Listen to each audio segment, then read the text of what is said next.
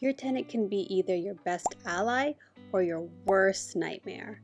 If the right steps are not taken when attempting to find tenants, it can come at a great cost. When I bought my first rental property, this was before I became a realtor, I did all the management myself. I converted the home into a legal duplex, advertised the home, picked the tenants, and handled all the problems that came along with the tenants. I made a lot of mistakes, and I learned the hard way on things to look for when choosing the right tenants. I did not take the time to screen and was mainly focused on getting that home rented, which actually ended up costing me more money in the end. I don't want you guys to make the same mistakes I did. So let's dive into 5 tips that will help you find the right tenants. Number 1. Preparing the property and advertising. Finding good tenants starts with having a great property.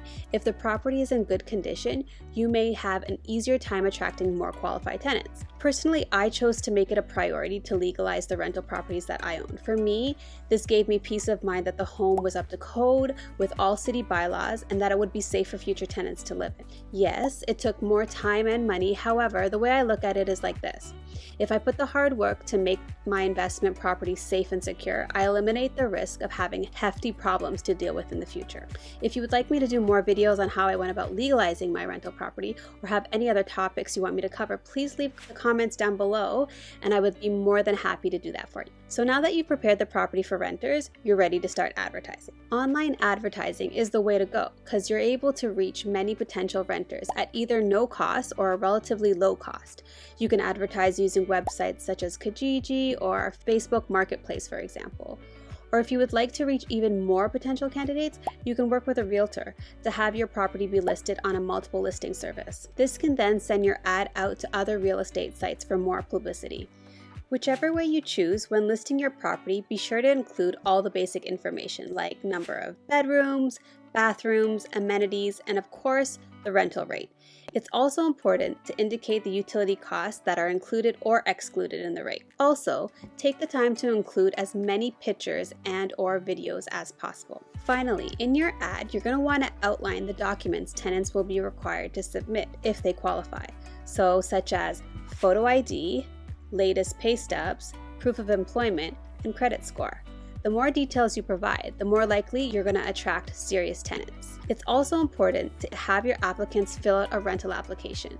This form provides you, the landlord, with an overview of the candidate's profile. It will provide information regarding their current job, current resident, prior resident, driver's license number, vehicle payments if any, and any owing debt, plus references and so forth. Number 2. Pre-screening using a rental application. Now that your property is ready to be rented and is well advertised, you could possibly generate a large number of responses, and it's possible that many of those eager renters won't even meet your criteria. So what you're going to want to do is organize those who are the most qualified as quickly as possible. Your first contact with the applicant will typically take place probably by email or over the phone. Having all these details outlined in one form can make it easier to compare and contrast multiple applicants. You can also use this form as a reference when other documents are received, so you can make sure all the information is consistent. Number 3. Comprehensive screening. Conducting a full tenant screening is one of the most crucial steps when learning how to find a good tenant. While it could be tempting to overlook this step, if you decide to bypass this process, you're going to be doing yourself a huge disservice. Conducting this comprehensive screening will give you the kinds of data needed to make informed tenant decisions. So let's go over these screening documents.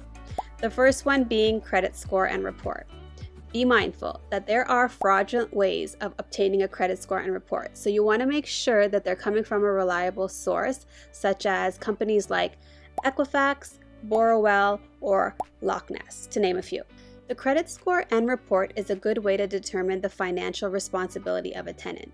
Financially secure tenants should score above 700, so someone with a score under 600 doesn't show to be a good candidate unless they can provide you with additional financial documentation like bank statements or employment contracts. However, Keep in mind that low scores could, for example, be because the tenant is new to the country, thus does not actually reflect their financial records. So be mindful to look at the entire profile of the applicant before just writing them off after just seeing a low score. The second part of a screening process is to ensure a prospective tenant can meet their rent obligations for the duration of the lease. So you can verify this by looking at their income. You can ask the tenant to provide an employment letter, pay stub, a notice of assessment, or bank statement showing regular deposits. A general rule of thumb is making sure the applicant's income is 2 to 3 times the rent amount. Checking their credit earnings and job status can give you a well-rounded view of the applicants and can highlight any risk that might be associated with them.